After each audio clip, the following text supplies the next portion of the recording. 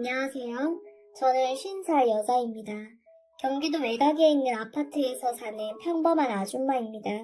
가진 것 없고 게으른 남편 만나서 평생 고생하면서 돈 벌고 운이 좋아 허름한 빌라 살다가 최근에 그게 재개발되어 30평대 새 아파트에 입주하였습니다. 제가 살던 동네가 워낙 허름해서 재개발이 된 거고 운 좋게 1억 정도 했던 빌라가 재개발이 되어 현재 시세가 18억이 좀 못 되네요. 남들이 집값 다 떨어진다고 하던 2005년에 그때 낡은 집을 샀죠. 없는 형편에 이렇게라도 집을 사지 않으면 매번 이사 다니는 비용이 커서였습니다. 그때는 다들 집을 사지 않는 분위기였고 낡은 빌라는 집값이 오르지도 않았지만 저는 제 집이 있다는 사실이 너무 좋았습니다. 비록 오래된 빌라이지만요. 하지만 동네 분위기가 좀 낡은 빌라면 옆집 형편도 다 그만큼 하잖아요.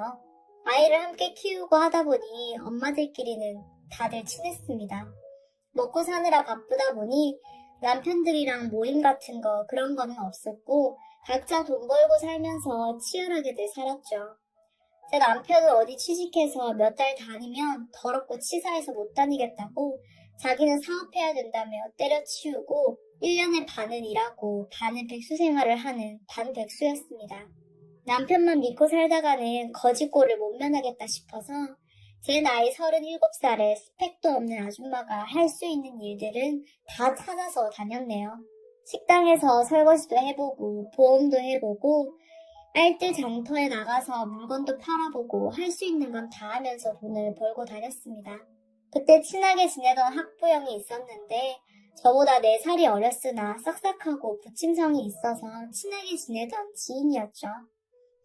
낡은 빌라에서 어렵게 살면서도 좀 사치스럽고 오늘만 살자 하는 연로족이어서 어렵게 지방을 전전하며 일을 하던 남편이 돈을 보내오면 그 돈 모아서 재테크나 돈을 키울 생각은 하지 않는 친구였습니다.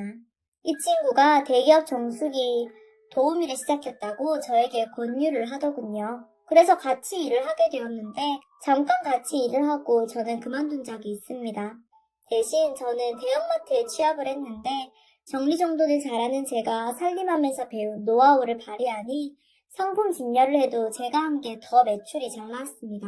그러다 보니 매대에서 특별 행사를 진행하기도 하고 마트 일이 재미있더군요. 몇 년 후 한참 작은 슈퍼 바람이 불어 운 좋게 현재 살고 있는 곳에 익스프레스 작은 마트를 열게 되었습니다. 재개발 열풍으로 살고 있던 주민들이 이사를 나가서 잘 되기보다는 그냥 평균 정도 매출이 있었고 그래도 만족할 만한 매출이 나왔었습니다. 그런데 제가 마트 점장이지만 저희 남편이 남들한테 자기가 사장이라고 하고 다닌 겁니다. 뭐 손님들이나 지인들이나 사업자 등록증을 매번 확인하는 것도 아니었고 점장이든 매니저든 전 그런 거 상관없었으니 대내외적으로 남편은 직원이 아닌 사장으로 되어 있었습니다.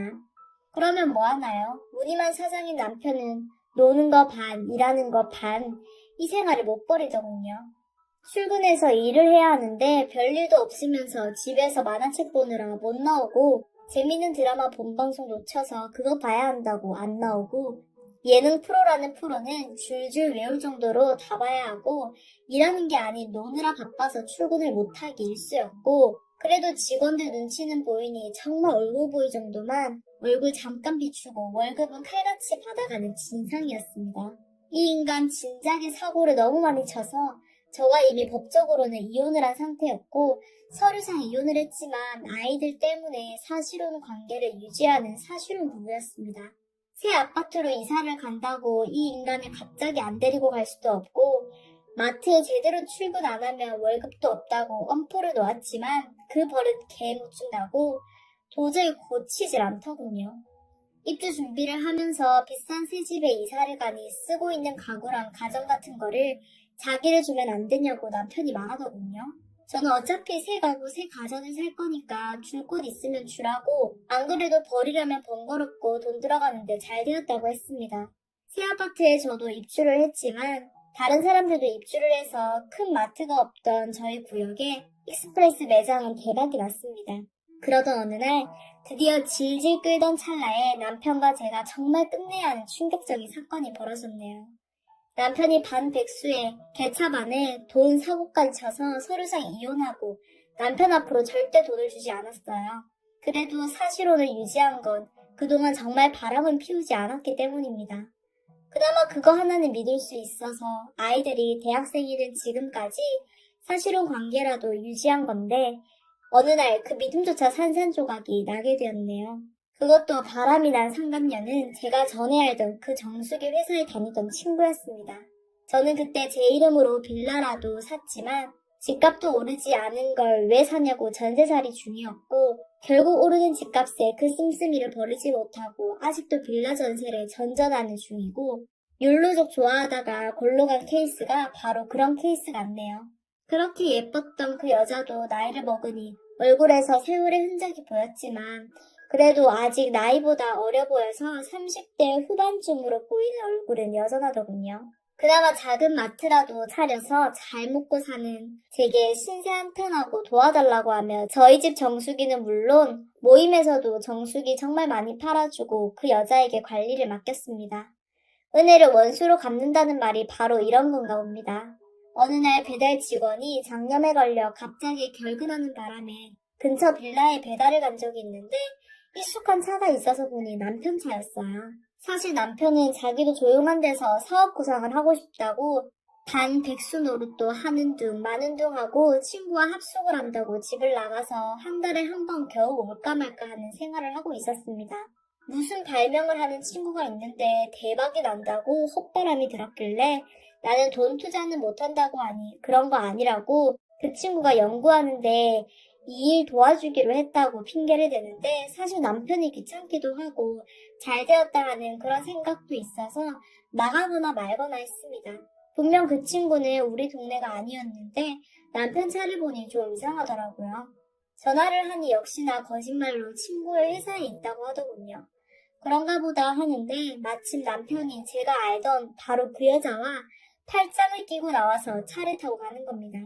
궁뎅이도 구르는 재주가 있다더니 놀고 먹으면서 월급까지 주니 이제 여자 문제까지 일으키는구나. 저놈을 어떻게 박살을 내야 하나. 이런 생각과 또 힘들다고 해서 도와줬다니 나를 배신하고 뒤에서 칼을 꽂은 상간녀까지 이 년놈을 어떻게 밟아버리나 그 생각밖에 안 들더군요. 증거를 먼저 수집해야겠구나 생각했습니다. 반백수 남편 놈은 월급 때쯤 되면 마트에 며칠 출근을 하는데 자빠져 자는 거 보고 차키 들고 남편 몰래 차에 가서 블랙박스를 보니 어딜 그렇게 돌아다녔는지 아주 증거가 넘치더군요. 그리고 집 놔두고 차에서 불편하게 그 상간녀는 자기는 짜릿한 게 좋다나 뭐라나 나이 50이 넘으니 호르몬도 떨어지던데 아주 상간녀는 아직 팔팔하더군요. 더 이상 증거 수집이고 뭐고 증거는 충분했습니다.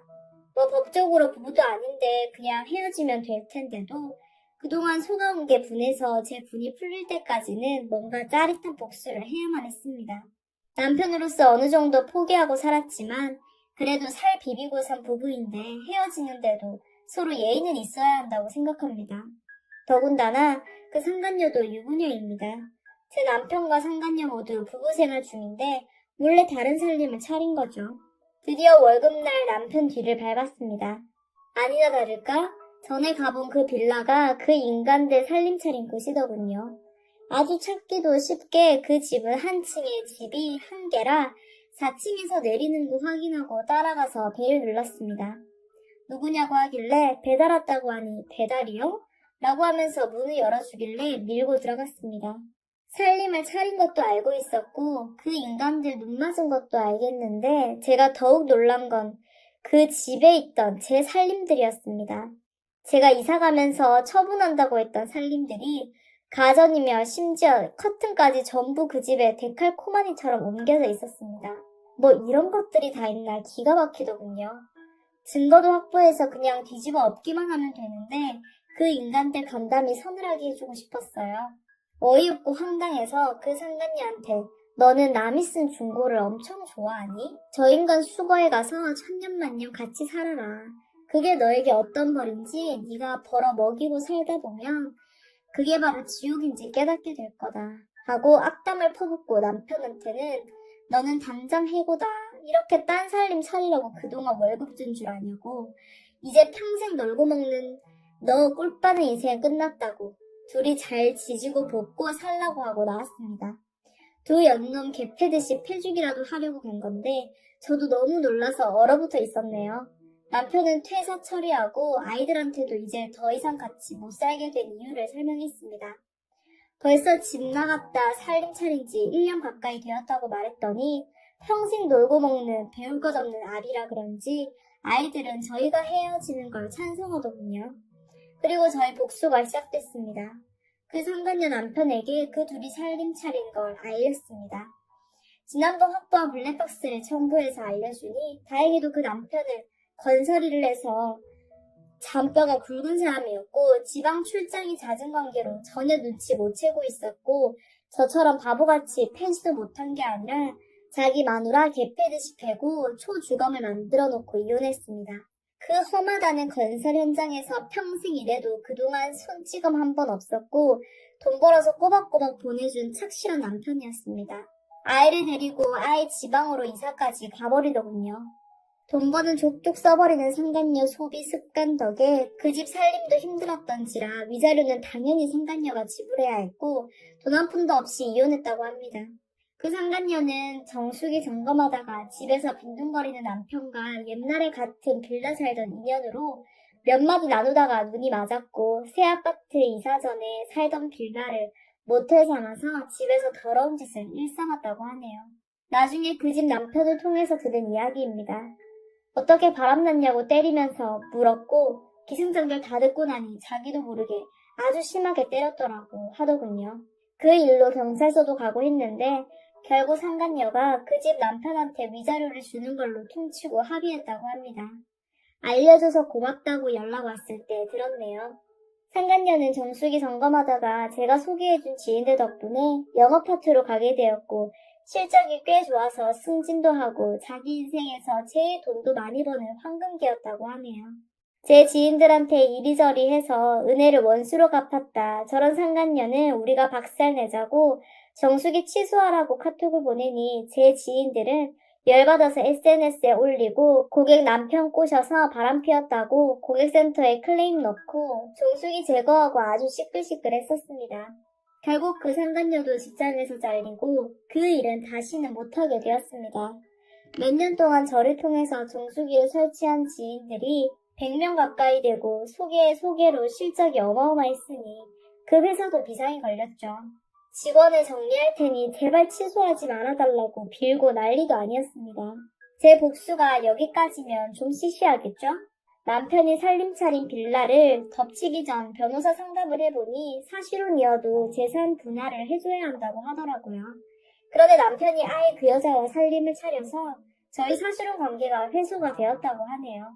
그래서 그것을 알고도 모르는 척 3개월 정도 더 끌었네요. 확실히 저와 사실혼 관계가 아니라는 것을 증명하려고요. 저도 머리 좀 굴렸죠.